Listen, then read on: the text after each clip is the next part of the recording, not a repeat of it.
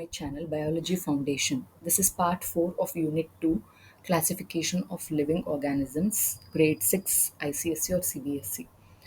So, if you remember in the previous class, we discussed about the natural system of classification of the kingdom Plantae, right? How plants are classified into cryptogams and phanerogams, and cryptogams are again classified into Thallophyta, Bryophyta, and Pteridophyta, while phanerogams are classified into gymnosperms and angiosperms. And based on the presence of cotyledons around in the seed, angiosperms are again classified into either monocots or dicots.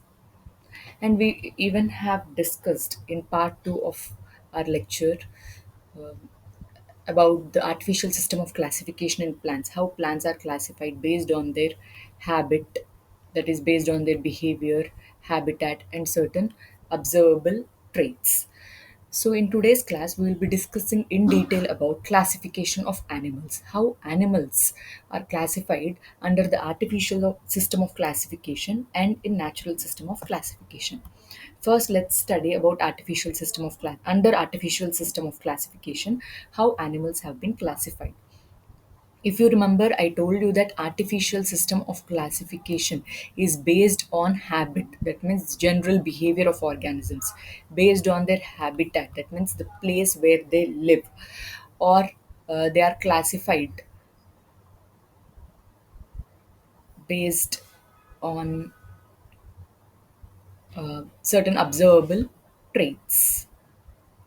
Okay, now basically based on food habits. Under the artificial system of classification, the first one is based on food habits. Animals can be classified as herbivorous animals, carnivorous animals, and omnivorous, or herbivores, carnivores, and omnivores. When I say herbivores, as we all know, herbivores are those which feed on herbs or they eat only plants, right? They are said to be herbivores. Example of herbivorous animals include cows, giraffe, goat, sheep, elephant, all these animals, they come under herbivores.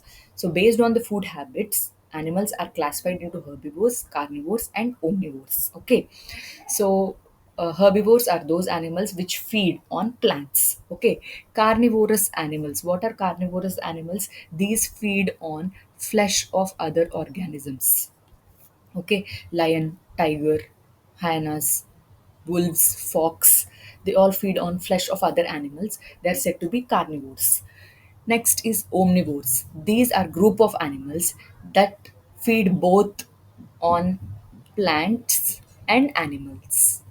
Okay, they feed both on plants and animals, hence they are said to be omnivorous. Herb, that means they feed on plants. Okay, plant eating animals. Carnivorous, carni means flesh. Okay, omnivorous, omni means all, they feed both on plants and animals. Okay, like crow, bear, human beings, we all come under omnivores. Okay, and we also have another set of animals known as parasites. If you remember, even when we were talking about plants, based on their mode of nutrition, we have classified plants as autotrophs and heterotrophs, right?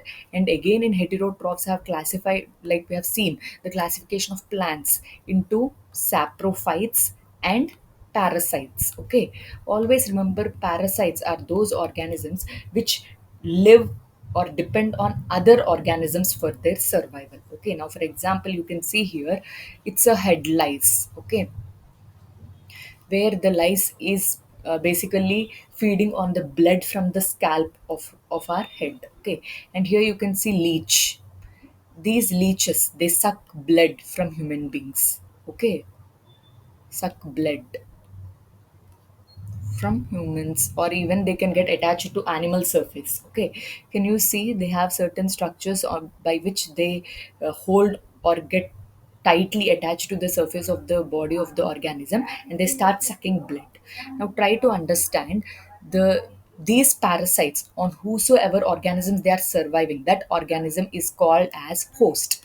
Now for example, if this leech is on the hand of a person, okay, hand of a human being, and this leech, what does it do? It basically sucks the blood from the human beings, as I told you.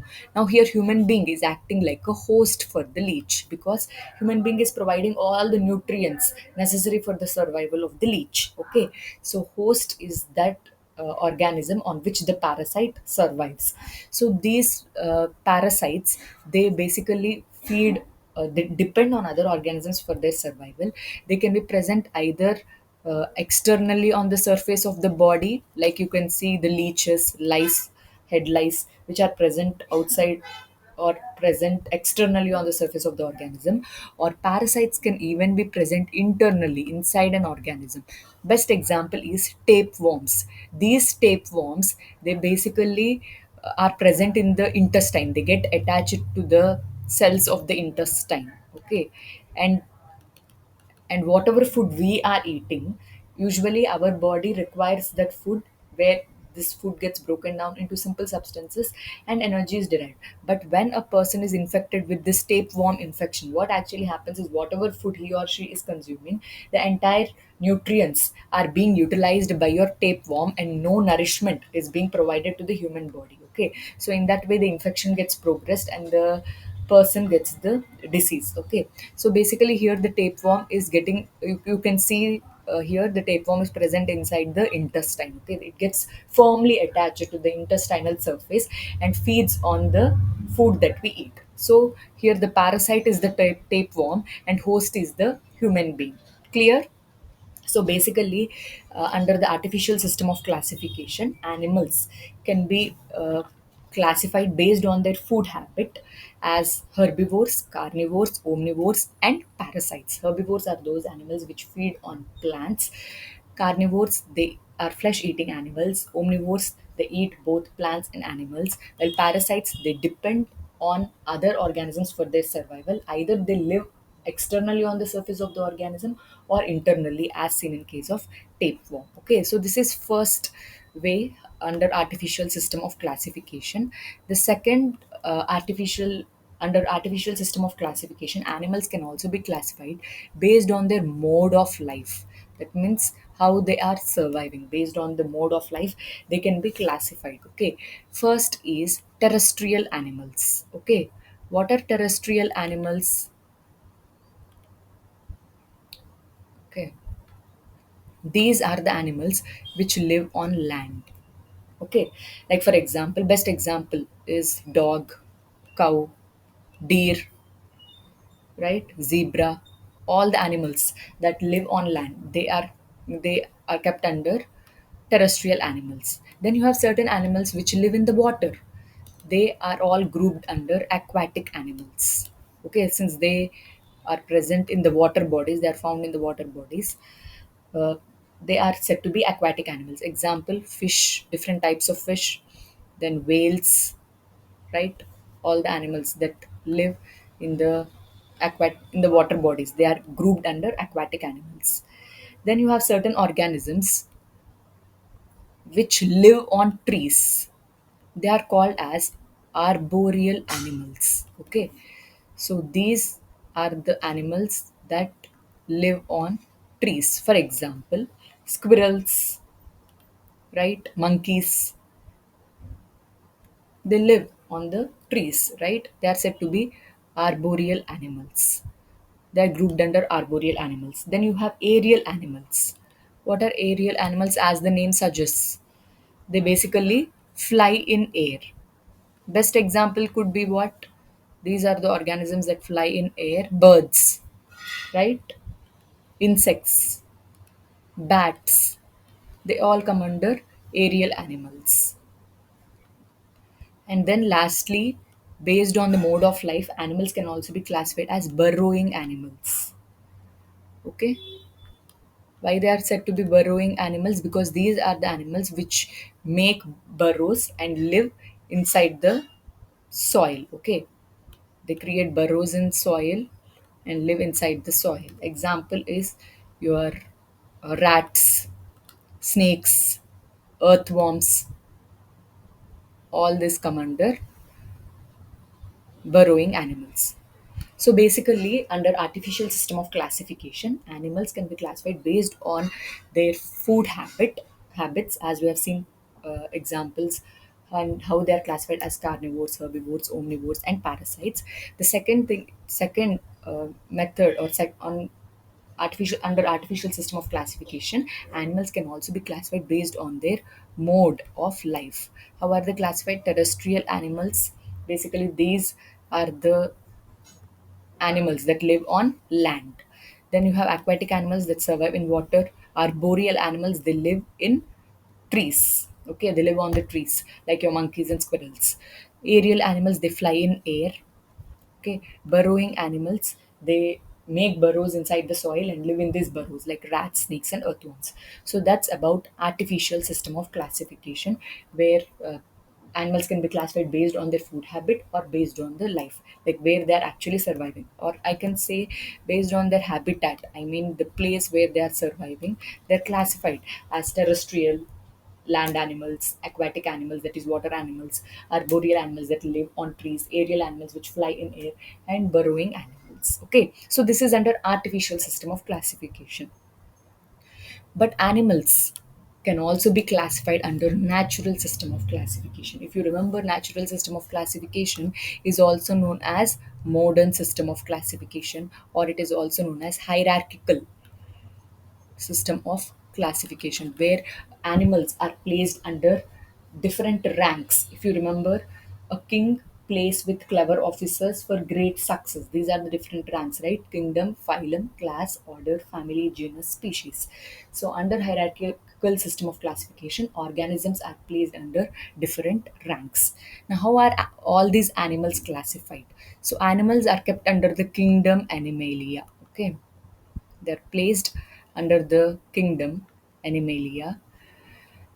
Under Animalia, again, animals are classified into two groups, invertebrates and vertebrates. Okay, why are they classified into this invertebrates and vertebrates? Let's understand that. So, basically,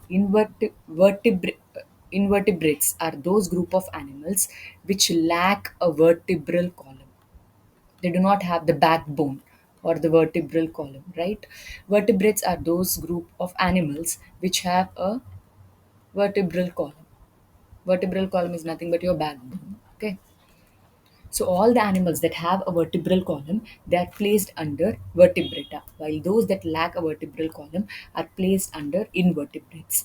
And members of vertebrata, or the animals that belong to vertebrata, they have internal skeleton. Okay, and they have well developed nervous system, that is we have brain. Okay, and here blood flows in blood vessels in special tubes known as blood vessels. Okay, and there are two pairs of limbs in for all the animals belonging to vertebrata. These are the common features: they have a backbone, presence of backbone, internal skeletal system is seen. We do have an internal skeletal system. We have well developed nervous system, that is brain, two pairs of limbs, that is hands and legs, and blood flows in special tubes, that is your blood vessels. Now coming to invertebrata, they lack a vertebral column. There is no internal skeletal system. Then invertebrates have three or more pairs of limbs. Okay, three or more pairs of limbs are seen. Now, best examples of invertebrates include earthworm, cockroach, spider, snails, and all. Vertebrates can be birds or various like bats, cows, dog. They all come, fish, various types of fish. All this come under vertebrata. Okay, so basically under the kingdom Animalia, all the all animals are placed under the kingdom Animalia, but based on presence or absence of vertebral column, again they are classified. If they have a vertebral column, then they are vertebrates. And what are the characteristics of vertebrates? They have internal skeletal system, well developed nervous system, two pairs of limbs, and blood flows inside blood vessels. Special tube like structures, those are called blood vessels. Whereas those animals which lack a vertebral column are kept under invertebrata. What are the properties of the animals belonging to invertebrata? They don't have a vertebral column, they lack an internal skeleton, and they have three or more pairs of limbs. Okay, and even the nervous system is not well developed. Okay, now we all know that an organism can belong to different phyla also, right? That means though all these animals belong to the kingdom Animalia, they can either be vertebrates or they can be invertebrates, right? Members of the invertebrata are classified again under different phyla. Okay, they can either belong to the phylum Protozoa, Porifera, Coelenterata, Platyhelminthes, Nemathelminthes, Annelida, Arthropoda, Mollusca, Echinodermata. So all invertebrates are placed under nine phylum. Okay, they can be how on what basis were they placed? Again, we'll talk about. If you remember, I told you under natural system of classification, every organism is kept under different rank, and on what basis are they kept? Based on their similarities and dissimilarities in internal structure, external structure, reproduction. On all these basis they are, and even under developmental history, how the organism actually has developed. Based on these characters, if a group of organisms show similarities, they are kept under one group. If a certain group of organisms show similarities, then they are kept in different group. So all the invertebrates, that means, uh, I have given you examples of invertebrates like your worms, spiders, snails.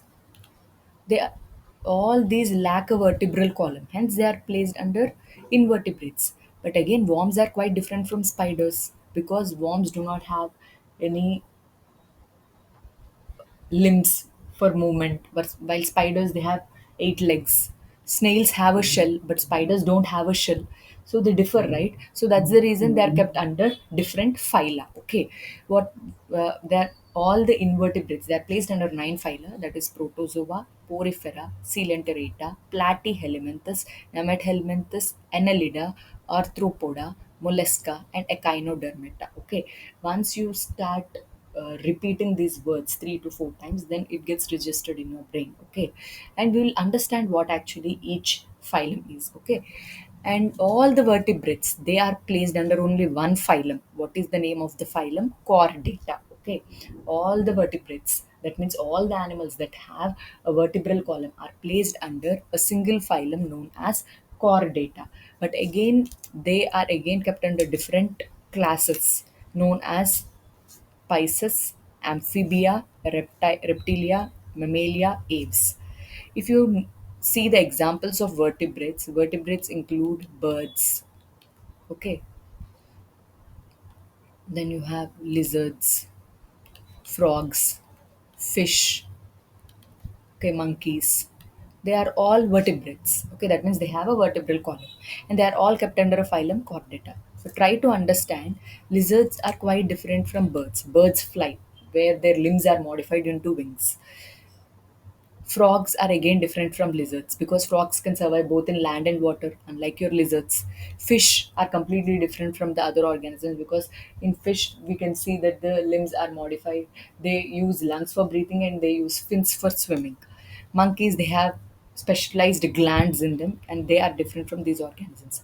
So since they show dissimilarities from each, though all of them have a vertebral column, hence they are all kept under vertebrata, but they have many other properties or characters in them which are dissimilar to each other, hence they are placed in different classes.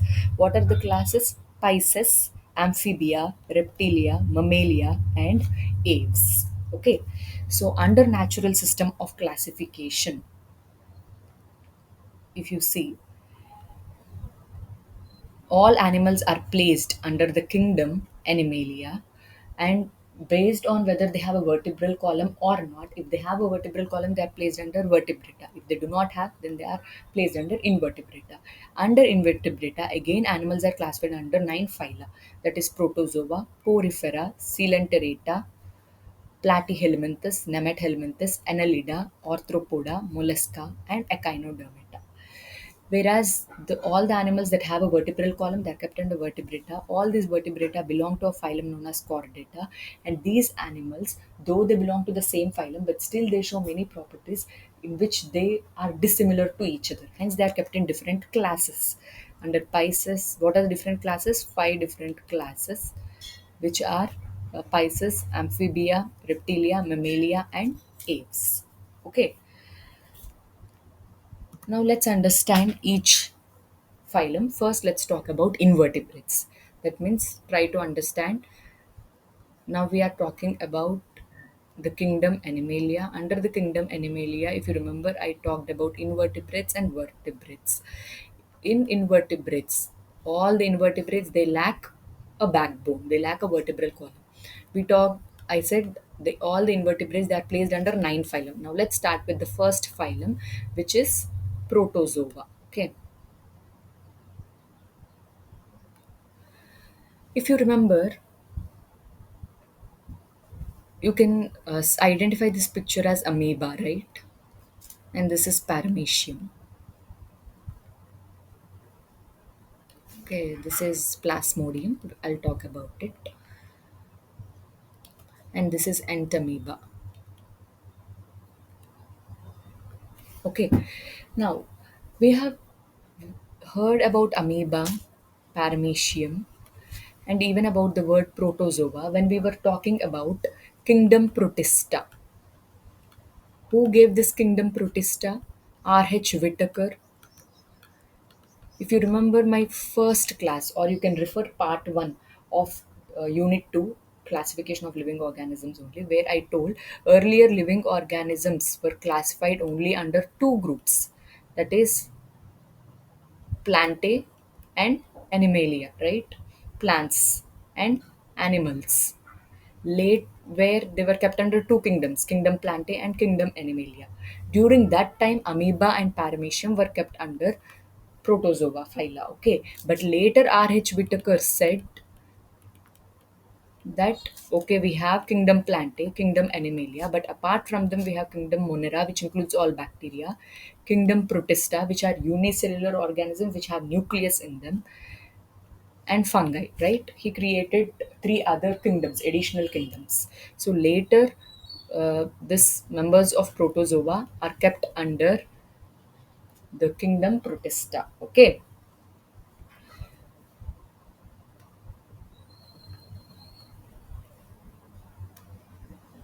Okay, now let's try to understand what are the properties of protozoa. Again, the same properties, uh, like all the members of protozoa, they are unicellular. That means they have only a single cell, and a single cell will perform all the functions. Here also you can see this is a single plasmodium organism. Single plasmodium. Okay, the single cell performs all its functions that are necessary, and usually these protozoa are microscopic. They are microscopic animals. Okay, they are unicellular, microscopic, and they are ubiquitous, found everywhere. Ubiquitous. And some members of protozoa, they can cause diseases. For example, plasmodium is a protozoan that causes malaria. Entamoeba is again a protozoa that causes a disease known as, sorry, can't see there, Entamoeba histolytica is the organism name. Okay, the full name of the organism is Entamoeba histolytica. It causes dysentery or entamoebiasis, also they call it. Okay, so these organisms, some members of protozoa, they cause disease. Okay, and what are the general properties of the phylum Protozoa? They are unicellular, microscopic, ubiquitous, found everywhere. Okay, let's go to the next phylum. Phylum Porifera. Okay, these are also known as porous animals. That means, try to understand. If you see the body of these animals, they the surface of the body has many pores on it. Okay, many pores are present on the surface of the body. Numerous pores are present on the surface of their bodies. Okay, hence they are called as porifera. All those animals which have pores on the surface of the body, they are grouped under porifera. Apart from that, you can see a large pore which is present, a large opening present on each organism, right? This large opening that you see is known as, it is called osculum. Okay, what is the large opening that you see? It's called as osculum. And these members, they don't have any digestive system, circulatory system, or nervous system. Okay, very simple organisms. No digestive, circulatory, or nervous system. And what is the function of this osculum, where you can see a big mouth like opening? Now, these organisms, before understanding what is the function of osculum, let's understand properties of porifera. That means members belonging to the phylum Porifera, they have pores all over their surface. Okay. Secondly, these organisms, they live in water, and that too in marine water bodies, that is sea water bodies, salt water bodies, and some live in freshwater bodies. Okay, but mostly they are found in marine water bodies. Okay, and if you know, all the animals belonging to the kingdom Animalia, whether they are vertebrates or invertebrates, whether they are belonging to the phylum Chordata or to the phylum Porifera or Protozoa, all the animals are undoubtedly heterotrophic. This is something which you must remember, okay? Because we do not have chlorophyll pigment, we cannot synthesize our own food. Hence, animals are heterotrophic, right? So, uh, members of the Porifera phylum have pores on their surface of the body. These organisms are found in water, they are marine, mostly marine, and some are found in freshwater bodies. They have a large opening on their surface of the body, which is known as osculum. Now, what is the function of this osculum? Water which is present surrounding the water body. Okay, water enters inside the body of this poriferan, and it sees that nutrients are also entering through this osculum. Okay, so osculum acts as an opening for entry of nutrients. Okay, not only for entry of nutrients and even for exit of wastes.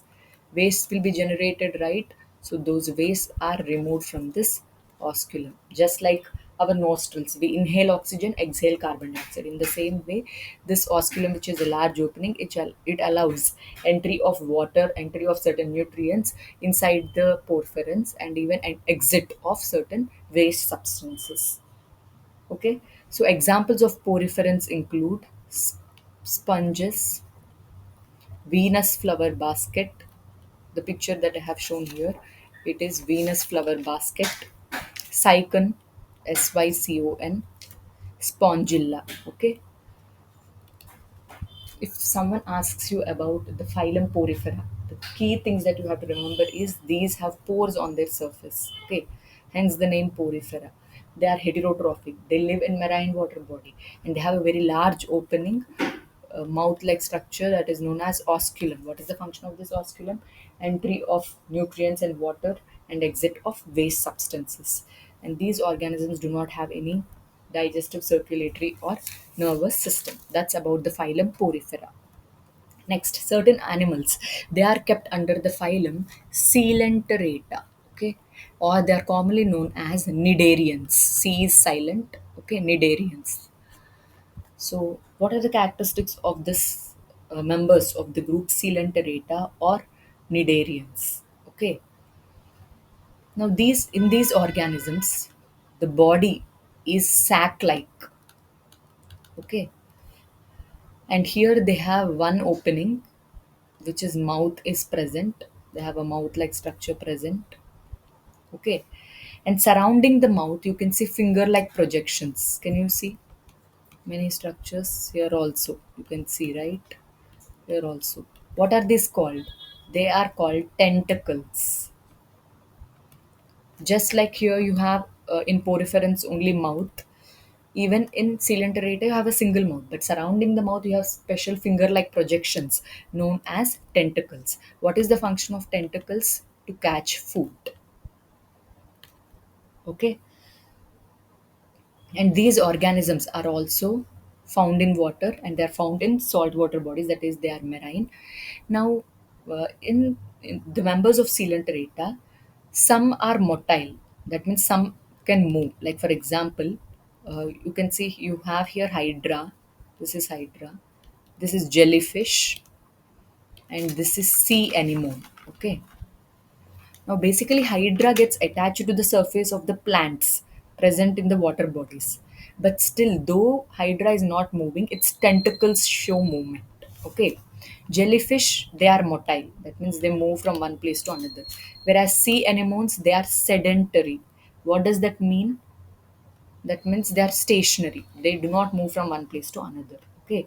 So, the members of Coelenterata, some are attached to the sea bottom, like your sea anemones. They are attached to the bottom of the sea surface. Jellyfishes, they move from one place to another. Hydra, they get attached to the surface of the plant, but through tentacles they show movement. Okay, and members of Coelenterata are radially symmetrical. What does this mean? When I use the term radially symmetrical, what does it actually mean? Is, for example, let's assume you have a circle. A circle can be divided into half in any plane. If I cut like this, you can divide it into two halves. If I cut a circle in like this, you can divide it into two halves. If I cut diagonally, it can uh, divide into two halves, right? So radially symmetrical means any organism, if it can be cut in any plane, whether it is horizontal, vertical, diagonal, in any plane you cut, but still it gives you two equal halves, then you say it as, say that the particular organism is radially symmetric. So members of coelenterata are radially symmetrical. That means whether you cut in horizontal plane, vertical plane, or diagonal, they, or any plane, they basically are show give rise, divide it into two equal halves, divide the animal's body into two equal halves. Okay, so most of the members are radially symmetrical in coelenterata. So if you have to write characteristics or points under coelenterata, what do you write? Members of this group, they have body which is sac like. They have a single opening which is the mouth, but the mouth is surrounded by finger like projections known as tentacles. These tentacles help in catching food. These organisms are found in marine water bodies. Some are motile, they move from one place to another, and some are attached to the sea bottom, and they are radially symmetrical. And all the members of Animalia kingdom are heterotrophic. Okay. Next phylum is Platyhelminthes. Okay, what's the next phylum? Platyhelminthes. These members are also known as flatworms. Why? Because if you see the worms, they are very flat. Okay, hence the members belonging to this group, they are said to be uh, called commonly known as flatworms, or they belong to the phylum Platyhelminthes. If you see the examples, here you have tapeworm. When I talked about parasites, I told you about tapeworm, which stays in the intestine of human beings. Today, in the first slide, I showed you in the second slide, right? So basically, these tapeworms are parasites. Okay, here you have planaria, and this is liver fluke. Examples of members of platyhelminthes. Now let's understand the characteristics. Okay, here if you see the body in coelenterata, the body is sac-like, but here the body is completely flattened.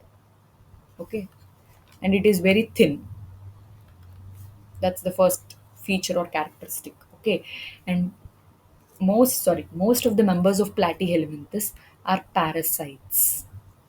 That means they need or they depend on other organisms for their survival.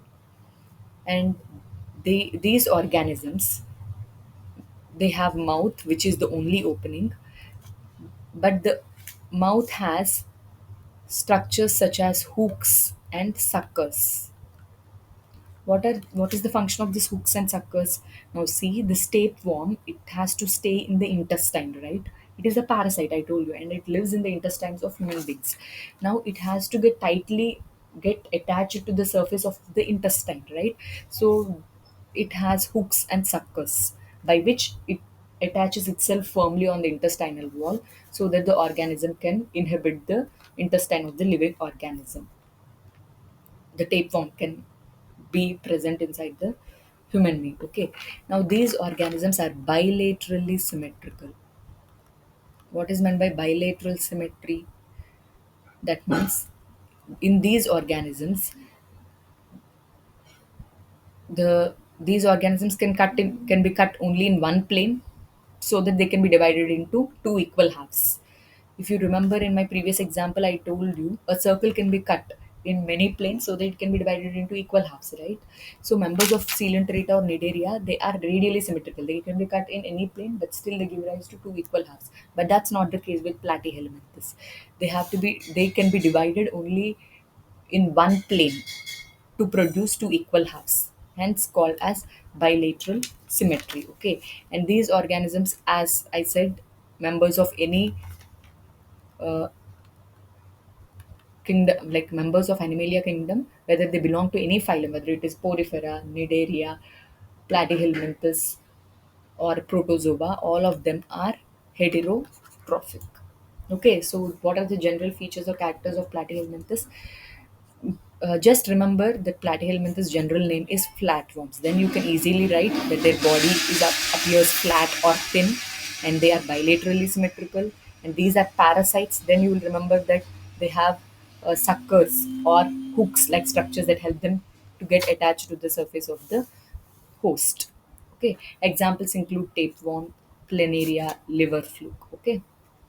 That's about the phylum Platyhelminthes. Next is Nemathelminthes. Phylum Nemathelminthes is known as roundworms. You can see they are not looking flat, right? Can you see the structure of these worms? Since they are looking like, if you cut them, it gives you a round cross section. Hence, they are known as roundworms. Okay. Now let's understand the features. How come these are placed in Nemathelminthes group while flatworms are kept under Platyhelminthes group? Nemathelminthes, here the body is long and it is cylindrical. Okay, and these organisms also show bilateral symmetry. That means they can be cut into two equal halves only in one plane. Okay, but here these organisms, unlike your platyhelminthes, they have only one opening. What is that opening? Mouth, right? Whereas members of nemathelminthes, they have two openings. One is mouth, the other one is anus. So there are two openings seen in members of Nemathelminthes. And like your Platyhelminthes, most of them are parasites. Not all, but most of them are parasites. Some are free living, that means they can survive by themselves. But members of Platyhelminthes, all of them are parasites. Okay, whereas Nemathelminthes, these are roundworms. The cross section is round. Second thing is they are long, cylindrical. They have two openings, that is mouth and anus, and they can be either parasites or they can be free living. Okay. Now, where can you see these organisms? They can be present in freshwater bodies. They can be found in marine, that means saltwater bodies, or even on land, terrestrial environment. Also, they can be seen. What are the examples? The structure that you see here, it is known as ascaris. Okay, and here you have pinworm, and this is filarial worm. It causes a disease known as filaria. Okay, filariasis, filarial worm, where the because of this worm, the person's feet or genital organs are they get enlarged to a very big size. Okay, maybe you have heard about the disease elephant's foot. Just like how the elephant has gigantic foot, the person suffering from filariasis, even their foot will become so swollen like the elephant. Hence the common name for the filariasis disease is known as elephant's foot disease. Okay. Okay, so basically, what are the properties of the members of the phylum Nemathelminthes? First thing you have to remember is they are commonly known as roundworms. Why? Because these are cylindrical, so the cross section is round. How are they different from Platyhelminthes group? They can be parasites or they can be free living organisms, and they have two openings. One is mouth, and the other one is anus. And unlike your platyhelminthes members, which are all parasitic, here these members they are found either in marine, terrestrial, or freshwater bodies. Clear? And they show bilateral symmetry. That means they can be cut only in one plane to produce two equal halves. Even platyhelminthes group, they are bilaterally symmetrical. Okay. Next is Annelida. The phylum Annelida. Here, the members of this group, they are commonly known as segmented worms. If you see the phylum Platyhelminthes or Nemathelminthes, here the body is not segmented. Is it divided like this? No, right? You can't see that. That's not seen. Even in Nemathelminthes, completely the organism is continuous. That means there are no segments seen. So they are unsegmented. Whereas members of Annelida, they are called as segmented worms. Can you see? Their body is divided into segments. Here also, can you see that? Can you observe it? So they members of this group are commonly called as segmented worms. Examples include, first I'll talk about examples, then we'll talk about the properties. Earthworms. Okay. Leeches. I talked about leech in the second slide of my class today when we were talking about parasites, right? And polychaete worms. So all these belong to the group or phylum Annelida. How is the phylum Annelida different from Platyhelminthes or Nemathelminthes? First thing is body is segmented, right? And these organisms, they have a body cavity inside. And members of Annelida, they have well developed digestive system with mouth and anus. And also these organisms, they show special excretory organs. Now what are the excretory organs in human beings? Kidneys. But in these members, the special excretory organs that are found are called nephridia. Nephridia are the excretory organs seen. You can observe them in earthworms, like in members of Annelida. Okay, segmented worms, they show special excretory organs known as nephridia. Okay. And these members of Annelida, they are found both in marine and freshwater bodies. Clear? So, what are the general characteristics of the phylum Annelida? Firstly, members of Annelida are commonly known as segmented worms because their body is quite segmented.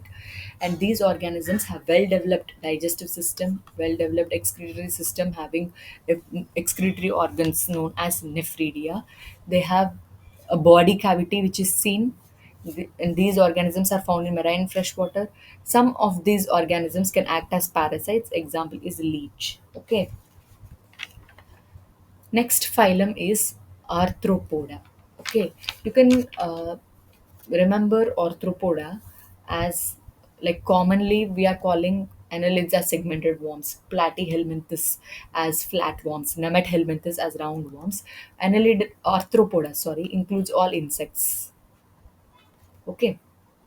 Now, what are the general properties of Arthropoda? Here, the organisms are segmented, where the body is segmented, firstly. Second, they are bilaterally symmetrical. What does it mean when I say bilaterally symmetrical? These organisms can be cut into two equal halves only under a single plane. And here the body in these organisms, the body is divided into head, thorax, and abdomen. Okay. The in the members of Arthropoda, the body is divided into three parts: head, thorax, and abdomen. And these organisms have an exoskeleton. What is exoskeleton? Have you ever seen cockroach? It has a very hard shell around it. It's not a shell, actually it's called the exoskeleton. Okay. So members of this Arthropoda, they have a exoskeleton. And characteristic feature of Arthropoda is they have jointed legs. Okay. That's seen in members of Arthropoda. So they are generally, members of Arthropoda are called insects. And what are the characteristic features? They are bilaterally symmetrical, they have jointed legs, and members of this group are segmented. The body is divided into segments, and body is divided into three parts, that is head, thorax, and abdomen. Okay. Now, the phylum Arthropoda is again classified into different classes: Arachnida, crustaceans, myriapods, and insects. On what basis have we classified them into different classes? That's because, try to understand, members of Arachnida, they belong to the phylum Arthropoda only, okay? That means they have jointed legs and their body is segmented. They have head, thorax, and abdomen. But why are they again placed in a separate class known as Arachnida? That's because the members of Arachnida, head and thorax are fused. Can you see here, head and the thorax region, they are fused. Okay, head and thorax. And these organisms have four pairs of legs. That means eight legs can be seen. Best example, spider, scorpion. One, two, three, four, five, six, seven, eight. Here you can see, okay. So eight legs are seen. And in these members, wings are absent. So what are the characteristic features of phylum Arthropoda? These are the characteristic features. They are segmented, bilateral symmetry. They have head, thorax, abdomen, presence of exoskeleton, jointed legs. But again, there are some organisms which show differences in this. Now, if you see, houseflies do not have same number of legs like spiders. Houseflies have wings, whereas spiders don't have. So that's the reason they're separated. They're kept under different classes. So what are the characteristic features of members of Arachnida? Head and thorax region are fused. Second thing is they have four pairs of legs. Thirdly, wings are absent. Best examples include your spiders and scorpions. The next class is crustaceans. Members of crustaceans, here also they have head, thorax fused. Okay. They have variable numbers of jointed legs. Can you see the legs there? It's not fixed. It's not that they have only eight legs or four pairs of legs. Variable number of legs can be seen, and appendages are present on all segments. Now, if you see the members of crustaceans, examples include your prawns, lobsters, crabs, shrimps. All this come under class crustaceans, where the head and thorax is fused like Arachnida, but they have variable number of jointed legs seen. Okay. Next class includes myriapods. Okay. Members of myriapods, the body is divided into many segments. Can you see? Innumerable segments. Let me give you an example first. This is centipede. Maybe you might have identified it by now. And this is a millipede. Okay.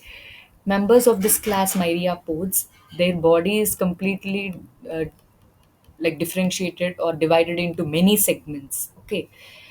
If you see in millipedes, let me draw like this. Okay.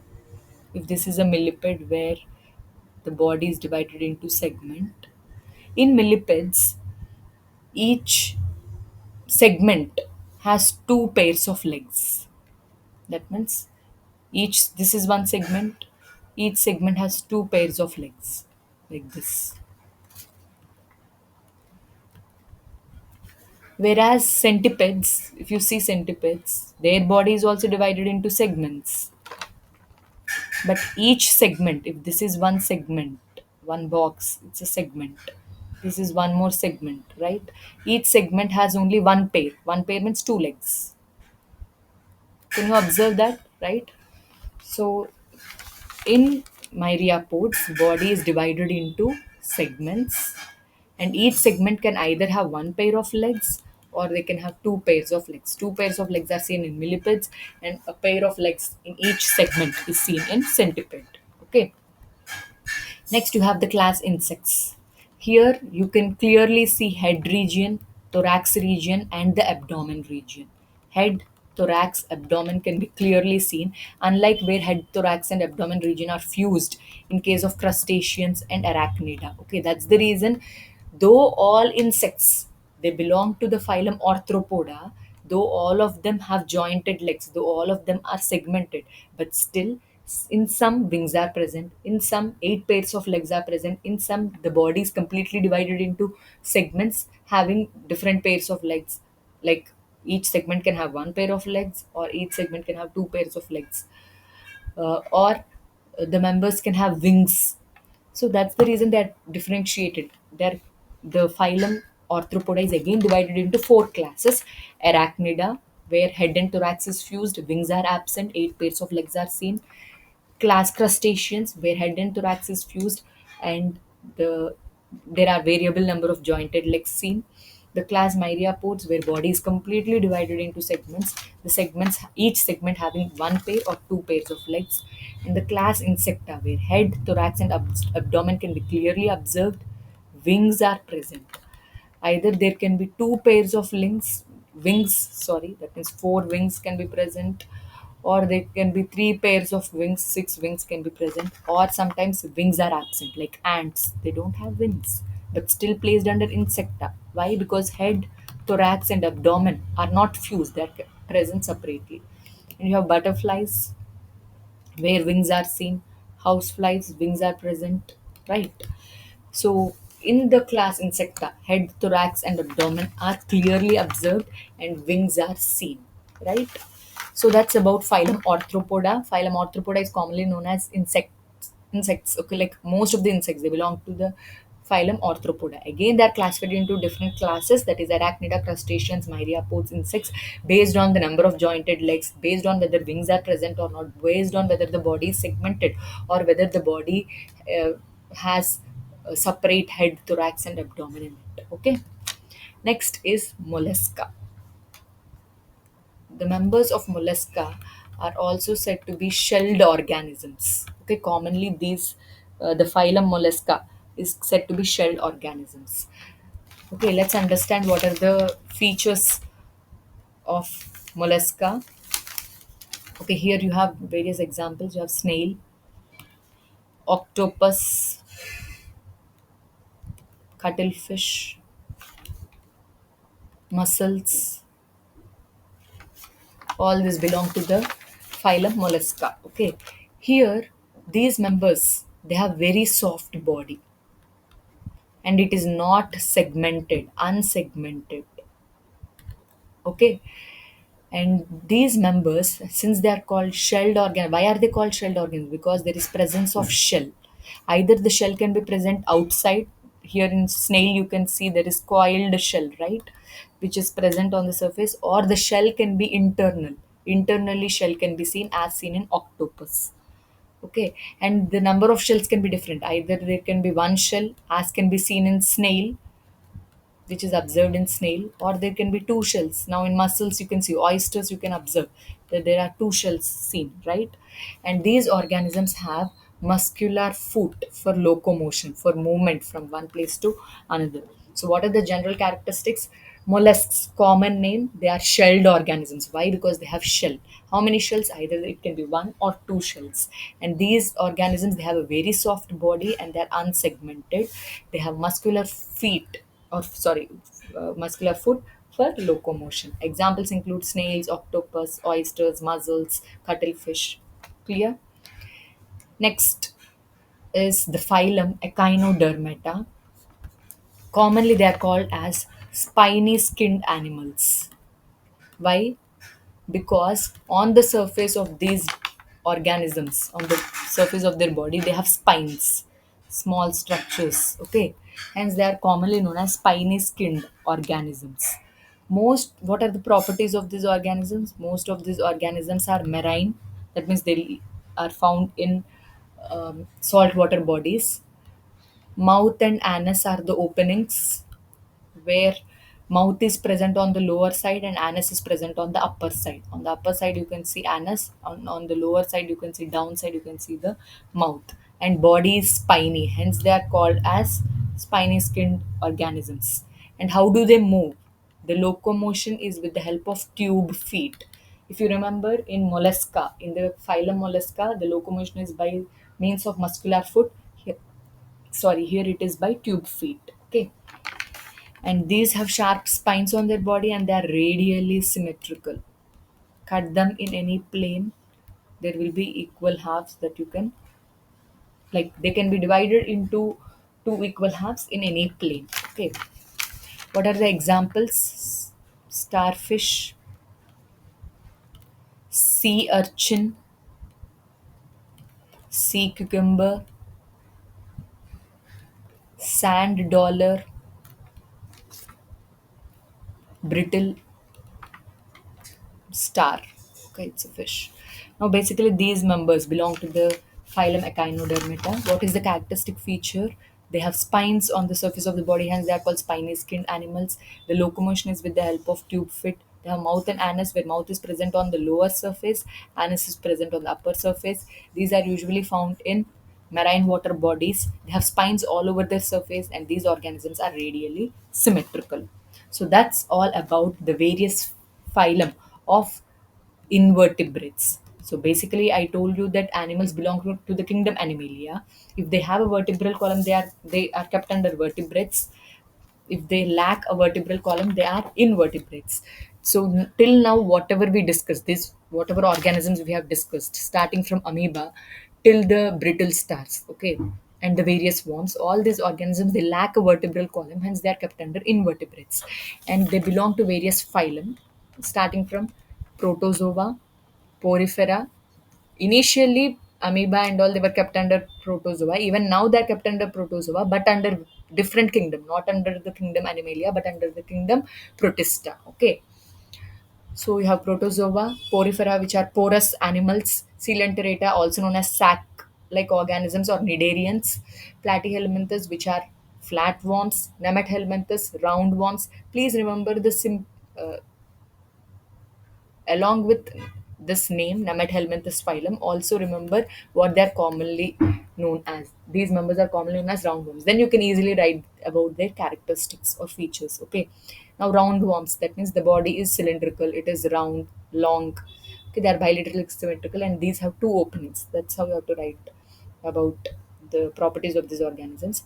Then you have Annelida, segmented worms, arthropoda, which are commonly known as insects. Arthropods are again classified into different classes: arachnida, crustaceans, myriapods, and insects. Then you have the phylum Mollusca, commonly known as shelled organisms, and Echinodermata. So all the invertebrates they are placed under nine phyla. Now let's understand about vertebrates. If you remember, I told you all vertebrates have a vertebral column, they have an internal skeleton, and here in these organisms, blood flows in blood vessels, right? Did we discuss or not in the first slide itself? I mean, first slide of natural system of classification of animals, we talked about how these organisms have a backbone, they have an internal skeleton, and have two pairs of limbs. Most of these organisms have two pairs of limbs. Now, all the vertebrates they belong to only one phylum, that is Chordata. Okay, but they belong to different classes. What are the different classes? Pisces, reptilia, amphibia, mammals, and aves. Now, let's understand about each class. Okay, starting from class Pisces. Pisces is nothing but fish. All fish are kept under the class Pisces. Okay, here you have seahorse, right? Sharks, eel, and ray fish. All fish are placed in Pisces. What are the characteristic features of Pisces? Body is covered with scales. You can see that the body is covered with scales, and the scale acts as a protection for the animals. And these organisms are streamlined. They have streamlined bodies so that they can uh, go opposite to the water currents, because fish live in water body, they are aquatic animals, right? They have to move opposite to the force with which water comes, and so that so that's the reason they have a streamlined body. They use fins for movement, gills are used for breathing they use gills, not lungs. For breathing, gills. Okay, and these organisms, Members of Pisces, any fish, they're cold-blooded animals. Now, this is a term which you have never heard. Okay, we haven't discussed any time. What are cold-blooded animals? In cold-blooded animals, what happens is if there is change in the temperature in the environment, if there is change in external environment temperature, even the body's temperature of the organism changes. Like for example, now see in summer season, how is the outside temperature? Very hot, right? Like it can be around 40 degrees, 45 degrees on hot summer day, right? Outside temperature is 45. Do you think our inside temperature also will be 45? No, our body temperature is same 37 degrees centigrade. Okay, that means our body maintains a temperature which is not affected by external temperature. If external temperature will increase or decrease, our body maintains the same temperature. Hence, human beings are called warm blooded. We have a stable internal temperature irrespective of outside temperature. Whether the outside temperature is high or low, our body's inside temperature always is 37 degrees centigrade. But and hence that's the reason we are called warm blooded animals. But fish, they are said to be cold blooded. That means if outside temperature is 45 degrees, then even their internal body temperature gets raised to 45 degrees. Are you understanding? So their internal temperature changes with external temperature. Hence, they are said to be cold blooded animals. Okay, so Pisces, commonly known as fishes, all fish are kept under this group. What are the general characteristics of this group? They have a streamlined body. For breathing, they use gills. They have fins for movement, and these organisms have scales on the surface of the body for protection, and these are cold blooded. Okay, different types of fish, sharks, eels come under the class Pisces. It's not phylum, class. All vertebrates belong to phylum Chordata, but all the members of Chordata do not belong to same class. They can either be present in the class Pisces or Animalia or reptiles or apes. Let's understand the properties of each. We have discussed about class Pisces, where these organisms have streamlined body, they have body covered with scales, fins are present for swimming, gills for breathing, and these organisms are cold blooded. That means their internal body temperature changes with external temperature, external environment's temperature. Next is the class Amphibia. Members of Amphibia, they live both on land and water. Maybe you have learned it even in your grade 4 and 5. They live both on land and water. Okay, members of Amphibia, they breathe using like lungs. If they are present, like for example, what are the examples of members of Amphibia? Frogs, toads, salamanders. Okay, now frogs, they live both on land and water. When toads, they live both on land and water. When they are present on land, they use lungs for breathing, or they sometimes use skin if they are present in water for breathing. Okay, and they lay eggs for their survival, like for reproduction. Hence, they are said to be oviparous, if you remember. And these are also cold blooded. That means what? Their external, with change in external temperature, even their internal temperature changes. Hence, they're said to be cold blooded. What is difference between frog and a toad? If you see, frog has very smooth skin, slippery and smooth skin, which is moist. Whereas if you see toad skin, it is quite irregular, rough. And frogs have very long legs that help them to jump. Toads have very short legs, hence they can only crawl. Okay, and mostly toads are found on land. These can be seen on land and in water. Okay, that's general difference between frogs and toads. And toads are quite gigantic in size compared to your frogs. Okay, so that's about amphibia. As the name suggests, these can be found both on land and water. If they are present on land, they use lungs for breathing. If they are found in water, these organisms, they use skin for breathing. Examples include frogs, salamanders, and toads, and these are cold blooded and they lay eggs for reproduction. Any organism that lays eggs for reproduction to give rise to young ones. Lay, then they are said to be oviparous. Okay. Next class is reptiles. These organisms, examples you can see turtles, tortoise, you have crocodiles, even alligators come under reptiles. Lizards also come under the class reptiles. Snakes, okay, all this come under the class reptiles. Now, reptiles also lay eggs, okay, but the shells are quite leathery with leathery shells, okay. And these organisms are also cold blooded like your amphibians. They live on land and they have dry, scaly skin, not moist skin. The skin that is found is scaly skin, okay. And breathing is with the help of lungs only, not using skin or anything. Okay, that's about class reptiles where you can find dry, scaly skin. They're found on land. Then you can say, ma'am, turtles are found in water. Yeah, crocodiles also they live in water. Snakes are found both on land and water, right? These organisms they lay eggs. For laying eggs, sometimes they go into the water. Okay, in order to lay eggs.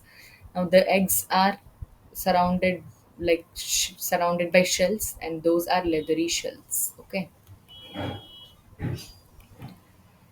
and these organisms are cold-blooded. That means their body temperature changes with environment's temperature. Breathing occurs only with lungs. So what's the difference between reptiles and amphibians? In amphibians, the breathing can be either through lungs or skin, but here it's only through lungs. And they have the skin. Amphibians, the skin is moist, not very dry, it's quite moist and slippery. Whereas in reptiles, the skin is dry and it is covered with scales. Okay, scaly body is seen. Can you see? Scales. Next is the class aves. Aves includes all your birds. Okay. So these are the vertebrates. What are aves? They are vertebrates. They belong to Chordata phylum. These are the animals which are feathered. Their body is surrounded or covered with feathers, and their forelimbs are modified into wings for flying, and hind limbs is used for perching or walking. They use hind limbs. Forelimbs are modified into wings. And these birds are warm blooded like human beings. That means even if the outside temperature is 55 degrees or if it is 14 degrees, but always internal body temperature remains the same. Okay? So warm blooded animals. Birds are warm blooded. That means their internal body temperature does not change with change in external environment temperature. Okay? These organisms they also lay eggs for reproduction. Breathing they use lungs.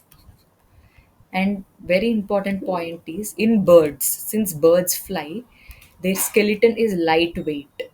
Why is that the skeleton is light in weight? Because bones have many air cavities in them. Usually bones are quite heavy, hence the skeleton is heavy. But in birds, in order to facilitate them in flying, their skeleton is quite light in weight, and the bones have air cavities in them. Okay, so basically aves include the group of animals which are feathered.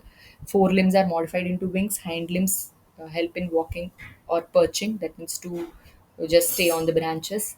These organisms they lay eggs for reproduction. Breathing occurs through lungs. They are warm blooded, that means there is no change in internal temperature with change in the external environmental temperature. These organisms, the skeleton is quite light in weight. Why? Because the bones have air cavities. Okay, and these organisms show beaks, presence of beak. Right. All birds. Aves includes birds. Okay, Pisces includes fish. Now coming to the last class, mammals. Okay, Now, class mammals. The name mammals is given for this class because any member belonging to this class have presence of mammary gland. Mammary, okay, mammary, not memory. Mammary glands. So any member which has mammary glands in it is placed under the class mammals. Okay, hence the name of this class is given as mammals, okay, because of the presence of mammary glands. Now here, what are the features seen? In these members, the body is covered with hair. Okay, in females, the mammary glands produce milk. Okay, and breathing occurs through lungs. They are warm blooded. Best examples, humans. Okay, not only humans, cows, dogs, monkeys, bats, all these are mammals. Okay, which have mammary. What are the characteristic features? Presence of mammary gland, where this mammary gland produces milk in females. Body is covered with hair. We are warm blooded, and breathing is through lungs. General properties of mammals. But there is one exception. Not all mammals.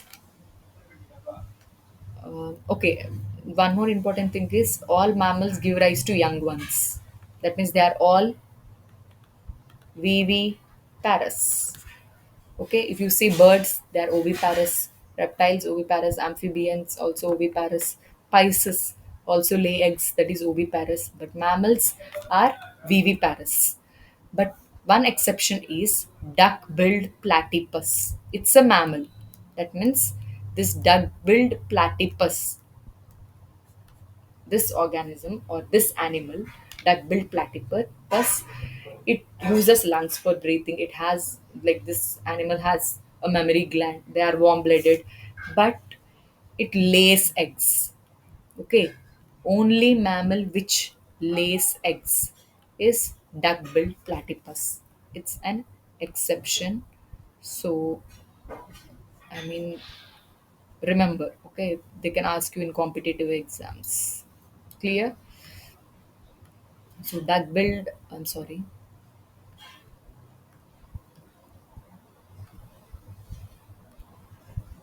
So duck-billed platypus is a mammal which lays eggs. Only mammal which lays eggs is duck-billed platypus. Remaining all will give rise to young ones, hence they are said to be viviparous. But duck-billed platypus is oviparous.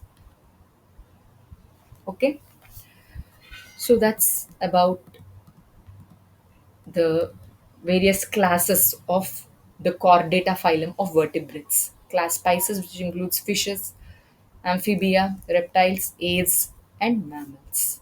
Clear? So, in today's class, what did we discuss? In detail, we discussed classification of animals, beginning with artificial system of classification based on the food habit or on the basis of their mode of life. On basis on their of their food habits, they can be classified into carnivores, herbivores, omnivores, and parasites. Based on the mode of life, they can be classified into terrestrial animals, aquatic animals, arboreal animals, burrowing animals, or aerial animals. But this is based on artificial system. Just by looking at them, based on our observation with our eye, we have classified them. But what is the natural system or hierarchical system? It is based on developmental history, based on internal structure, based on the external structure, how animals are classified. If they have a vertebral column, they are placed under vertebrates. Absence of vertebral column, invertebrates. Under invertebrates, again, we have nine phyla: Protozoa, Porifera, Coelenterata, Platyhelminthes, Nemathelminthes, Annelida, Arthropoda, Mollusca, Echinodermata, where Arthropoda is again grouped into different classes: Arachnida, crustaceans, myriapods, and insects. And vertebrates, they belong to only one phylum, all the vertebrates, that is chordata, and they are kept under different classes. Pisces, all fish are kept under Pisces. Then we have reptiles, amphibians, sorry, amphibians, reptiles, aves, all birds are included under aves. Aves are warm blooded. That is something which you need to remember. Unlike your reptiles, amphibians, and pisces, they are all cold blooded. Okay, while aves are warm blooded and even mammals are warm blooded. Why the name mammals? Because all the organisms belonging to this class mammals have mammary glands and they are warm blooded. Their body surface is covered with hair. They use lungs for breathing. And all mammals are viviparous except duck-billed platypus. Okay, so this completes the Unit 2 classification of living organisms. So, in classification of living organisms, we dealt with what actually is classification, what is taxonomy, who are taxonomists, what is nomenclature, why should we name organisms, how is this naming of organisms done, who is considered to be the father of modern taxonomy. If you remember, we talked about Aristotle and Carl Linnaeus. Father of biology is Aristotle, and Carl Linnaeus is considered to be the father of modern taxonomy, who gave the binomial nomenclature. And we discussed in detail about what is artificial system of classification, what is natural system of classification, and how plants and animals are classified under artificial system and natural system of classification. So please watch all the parts. There are 4 parts for Unit 2 classification of living organisms. So do watch all the parts. If you have any doubt, please do comment your doubts. And if you like my content, please like, share, subscribe to my channel, Biology Foundation. Enjoy the process of learning. Have a good day. Bye bye.